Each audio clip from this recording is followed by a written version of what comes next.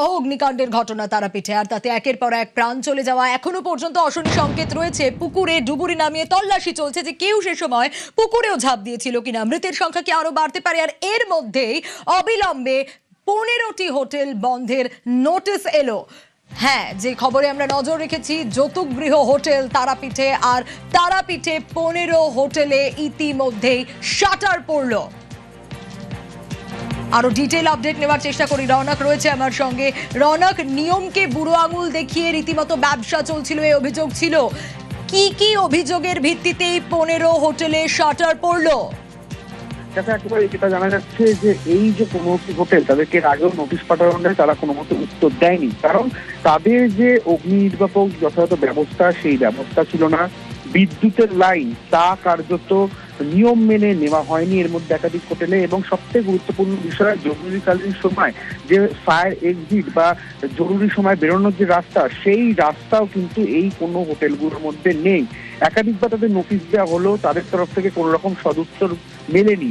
সেই জায়গায় দাঁড়িয়ে আজ প্রশাসনের তরফ থেকে সিদ্ধান্ত দেওয়া হয়েছে, প্রথম এই অডিট কমিটির বৈঠক, এবং সেই বৈঠকের সিদ্ধান্ত হয়েছে যে 15টি হোটেল অবিলম্বে বন্ধ করা হবে, এবং সেই মর্মে কিন্তু নোটিশও ইতিমধ্যে জারি করা হয়েছে। এবং তারাপীঠের মোট 400টি হোটেল, 400-র কাছাকাছি হোটেল রয়েছে, এমনটাই প্রশাসন সূত্রে জানানো হলো। এবং সেখানে প্রত্যেকটি হোটেলে গিয়ে পরিদর্শন করা হবে।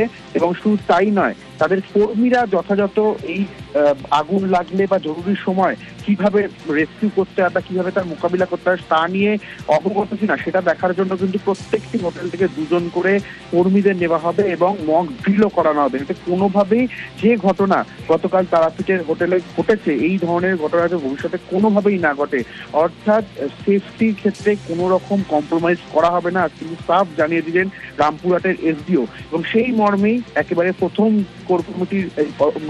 অডিট কমিটির বৈঠক, এবং সেই বৈঠকে নির্দেশ দেওয়া হলো 15টি হোটেল অবিলম্বে অর্থাৎ আজ থেকেই বন্ধ করতে হবে। এবং সেই মর্মে যে নোটিশ, সেই নোটিশও কিন্তু ইতিমধ্যে সার্ভ করা হচ্ছে প্রশাসনের তরফ থেকে। অর্থাৎ একটা বিষয় খুব স্পষ্ট রৌনক, যে এই 15টা হোটেল শাটার ডাউন করা হচ্ছে, সেই জায়গায় দাঁড়িয়ে কর্তৃপক্ষ গুরুত্ব দেয়নি, এই অভিযোগ উঠে আসছে। তাই সরকারের তরফ থেকে কোনো রকম ঝুঁকি নেওয়া হলো না। একেবারেই সরকারের তরফ থেকে কোন রকম ঝুঁকি নেওয়া তো হলোই না। এবং শুধু তাই না, সরকারের তরফ থেকে এই হোটেলগুলোকে আগেও নোটিশ দেওয়া হয়েছিল যে তাদের এই কোনো রকম ভাবে অগ্নিনির্বাপক ব্যবস্থা নেই। একটা কমার্শিয়াল জায়গায় ব্যবসা করতে গেলে যে যে সেফটি মেজার্স গুলো মানতে হয়, তার কোনোটাই তাদের ছিল না। একাধিকবার নোটিশ দেওয়ার পরও কিন্তু এরা কোনো সদুত্তর দেননি বা কোনো রকম সাড়াও দেয়নি। তারপরেই একেবারেই 15টি হোটেল বন্ধের নির্দেশ দেওয়া হলো। তবে জানিয়ে রাখবো, এর মধ্যে বেশ কয়েকটি হোটেল, সেখানে গিয়ে আমরা নিজেরাও দেখেছি যে 10 বছর ধরে ব্যবসা করছে, কিন্তু কোন রকম অগ্নিনির্বাপক ব্যবস্থা বালাই নেই। এই ঘটনা ঘটার পর ফায়ার লাইসেন্স অ্যাপ্লাই করার জন্য তোড়জোড় করছে। সেই জায়গায় দাঁড়িয়ে ঘটনা ঘটেছে তার জন্য ফায়ার লাইসেন্স অ্যাপ্লাই, বা ঘটনা ঘটেছে তার জন্য আপৎকালীন সিঁড়ি বানানোর ভাবনা, এটা কেন? এতদিন ধরে ব্যবসা করছেন, 10 বছর 12 বছর ধরে হোটেল, তার কোনো রাস্তার ছাড় নেই। একেবারে অবশ্যই নজর থাকবে।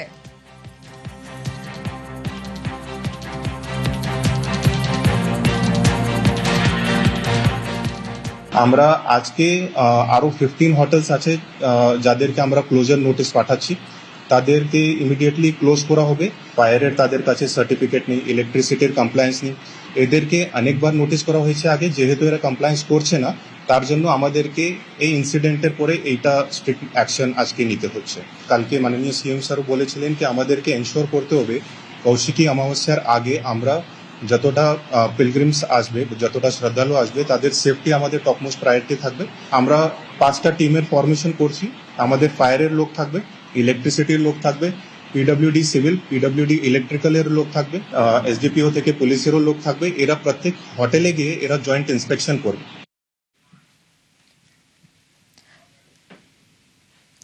তারাপীঠে হোটেলে আগুনে অনিচ্ছাকৃত খুনের মামলা।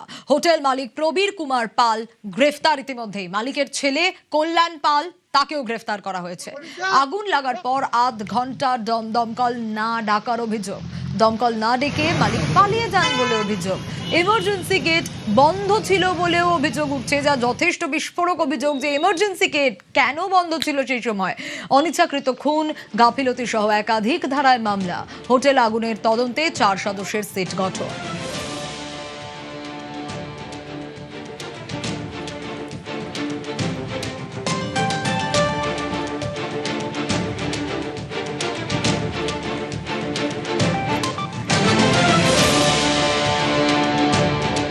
তারাপীঠে হোটেলে অগ্নিকাণ্ডের ঘটনায় মৃত্যু হয়েছে 9 জনের।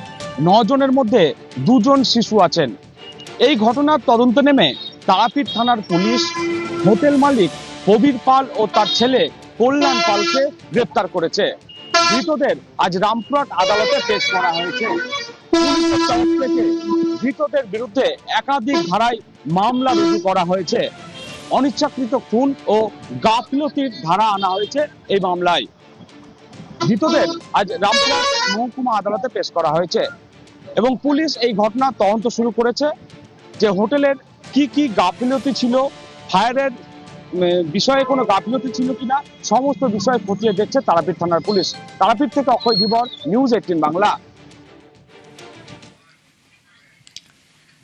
দুটো হোটেলের মাঝে 1 হাত দূরত্বও নেই।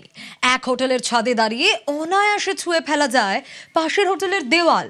কোনো কারণে এক হোটেলে আগুন লাগলে পাশের হোটেলে তা ছড়াতে বেশিক্ষণ সময় লাগবে না। অপরিসর এলাকায় দমকল কিংবা উদ্ধারকারী দলের কাজ করাই দায়। একের পর এক বেআইনি নির্মাণ যেন যৌতুকগৃহের জাল তারাপীঠ শহর জুড়ে। আমরা ইতিমধ্যে যে হোটেলে দাঁড়িয়ে আছি ছবিটা শুধু দেখাবো। এই হোটেল থেকে অন্য হোটেলের যে জায়গা ঠিক হাফ হাতও নয়, হাফ হাতেই ছুঁয়ে যাচ্ছে অন্য হোটেলের দেওয়াল।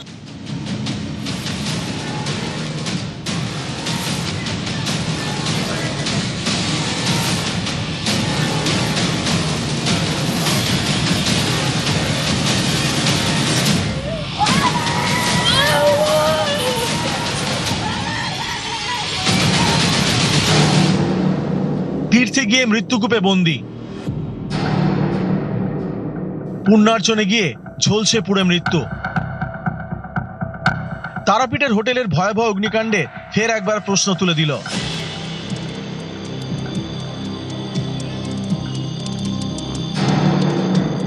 এভাবে আর কতদিন, আর কত প্রাণ গেলে তবে ফিরবে হুঁশ? এক শ্রেণীর অসাধু ব্যবসায়ীর কাজকর্ম আর প্রশাসনের একাংশের গাফিলতি। জীবনের বিনিময়ে বারবার কেন তার মাসুল গুনতে হবে সাধারণ মানুষকে? পুণ্যার্জনে গিয়ে এই মৃত্যু মিছিলের দায় কে নেবে? সরকার যে হোটেলগুলো নন ক্লাসিফাইড এবং যারা অলরেডি এক্সিস্টিং প্রপার্টিজ ব্যবসা করছে তাদের একটি ন্যূনতম যে গাইডলাইন সেটা নির্ধারণ করা এবং সেই গাইডলাইনকে স্থানীয় প্রশাসনের সহায়তা ইমপ্লিমেন্ট করানোটা, তাহলে কিন্তু এই সমস্ত ঘটনা আগামী দিনে আমরা কিন্তু অ্যাভয়েড করতে পারবো। অনেকে ভাবেন যে একটা বিল্ডিং খাড়া করে দিলেই ওটাই, আর অনেকগুলো রুম করে দিলেই, আর তাতে একটা করে অ্যাটাচ বাথ লাগিয়ে দিলেই সেটা হোটেল হয়ে গেল, সেটা কিন্তু একদমই তাই নয়। একাধিক শক্তিপীঠের ভূমি বীরভূম জেলায় রয়েছে তীর্থনগরী তারাপীঠ। তারাপীঠ জুড়ে হোটেলের ছড়াছড়ি অনেক দিন ধরেই।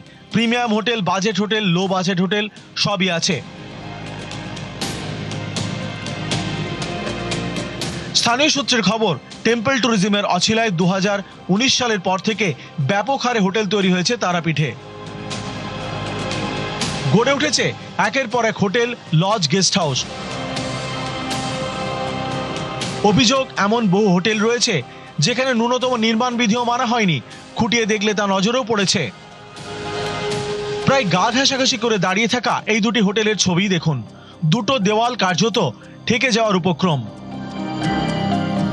তারাপীঠ নির্মাণের ক্ষেত্রে নিয়ম মানার যেন কোনো বালাই নেই। প্রশ্ন উঠছে অগ্নি নিরাপত্তা নিয়েও। তারাপীঠে যৌতুকগৃহ হোটেল, ন্যূনতম ছাড় নেই দুটি হোটেলের মধ্যে। আমরা ইতিমধ্যে যে হোটেলে দাঁড়িয়ে আছি ছবিটা শুধু দেখাবো। এই হোটেল থেকে অন্য হোটেলের যে জায়গা ঠিক হাফ হাতও নয়, হাফ হাতেই ছুঁয়ে যাচ্ছে অন্য হোটেলের দেওয়াল। অর্থাৎ দুটো হোটেল পাশাপাশি। অন্যদিকে দেখতে পাচ্ছি এসির যে আউটডোর, সেই আউটডোর কার্যত ঠেকে গেছে অন্য হোটেলে। হোটেলের এসির আউটডোর ইউনিট এমনভাবে বসানো হয়েছে যা প্রায় ঠেকে গেছে পাশের হোটেলের দেওয়ালে। দুটি হোটেল পাশাপাশি আমার চিত্র সাংবাদিক দেখাচ্ছে যে কিরকম অবস্থা, যে একটি হোটেলের সিলিং এর সঙ্গে অর্থাৎ দেওয়ালের সঙ্গে অন্য হোটেলের যে এসির আউটডোর তা কার্যত ছুঁয়ে রয়েছে। অর্থাৎ ন্যূনতম যে ছাড় দুটো বিল্ডিং এর মধ্যে, সেই ন্যূনতম ছাড় পর্যন্ত দেওয়া হয়নি। দুর্ঘটনা যখন তখন ঘটতে পারে। গাফিলতিটা আমাদের না, আমাদের এই হোটেলটা বিগত 13 বছরের হোটেল। এই যে হোটেলটা হয়েছে, এই হোটেলটা আমাদের তখন এই অবস্থাতে ছিল না। এটা একটা বাড়ি ছিল, মানে হোটেলই ছিল, কিন্তু এই অবস্থাতে এটা ছিল না। বছরখানেক হয়েছে। এরা কি ন্যূনতম ছাড় দেয়নি?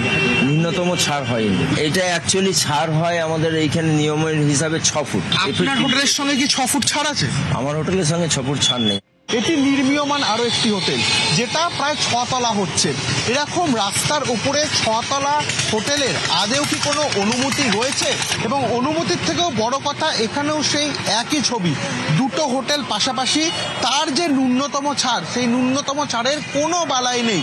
এই ধরনের ঘটনাগুলো টিআরডিএ ঘটিয়েছে, টাকা নিয়ে সমস্ত হোটেলের পারমিশন দিয়েছে এবং এই ঘটনাগুলো ঘটার জন্য টিআরডিএই দায়ী। টিআরডিএ এই ধরনের হোটেলগুলোকে পারমিশন দিয়েছে, এইটাই তো টিআরডিএ দুর্নীতি। তারাপীঠের মতো তীর্থক্ষেত্রে সেখানে এতজন মানুষের প্রাণ চলে গেল, বহু মানুষ আহত। এই বেনিয়মের সঙ্গে যুক্ত যারা, তাদেরকে আইডেন্টিফাই করতে হবে, তাদেরকে শাস্তি দিতে হবে। তারাপীঠ জুড়ে অনিয়ন্ত্রিতভাবে গড়ে উঠেছে একের পর এক হোটেল, লজ। অভিযোগ, বহু ক্ষেত্রেই কেন্দ্রীয় সরকারের পর্যটন মন্ত্রকের ক্লাসিফিকেশন কমিটির রুল মানা হয়নি।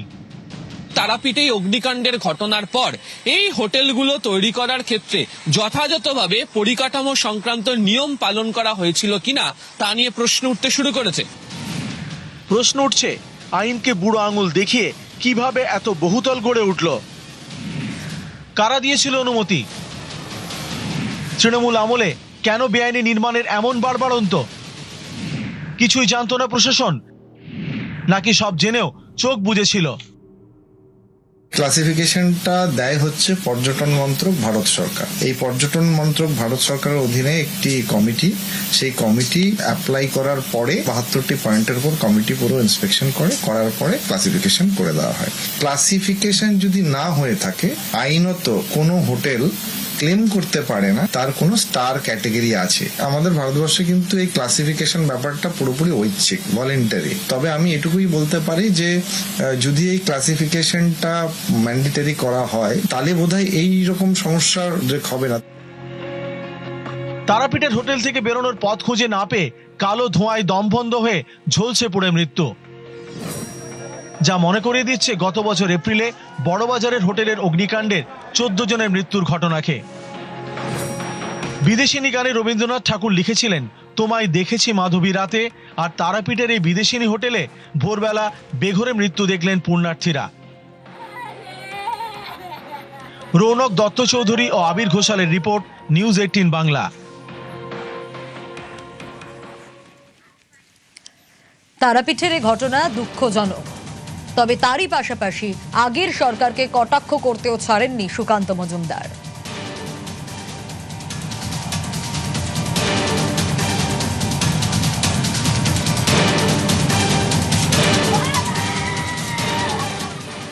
দেখুন, অত্যন্ত দুঃখজনক ঘটনা। বিগত সরকারের আমলে তারাপীঠে কিভাবে মাশরুমের মতো বিভিন্ন হোটেল গজিয়ে উঠেছে এবং সেই হোটেলগুলোর সুরক্ষা ব্যবস্থা থেকে শুরু করে সমস্ত কিছুই সন্দেহের মধ্যে। স্বাভাবিকভাবে সরকার ব্যবস্থা নেবে, আপনারা অপেক্ষা করুন একটু। কিন্তু এটা ঠিক যে এত বড় স্ট্রাকচার হয়ে গেছে, সব যদি নতুন করে করতে হয় তাহলে অনেক ঝামেলা। তার মধ্যে যতটা সম্ভব করা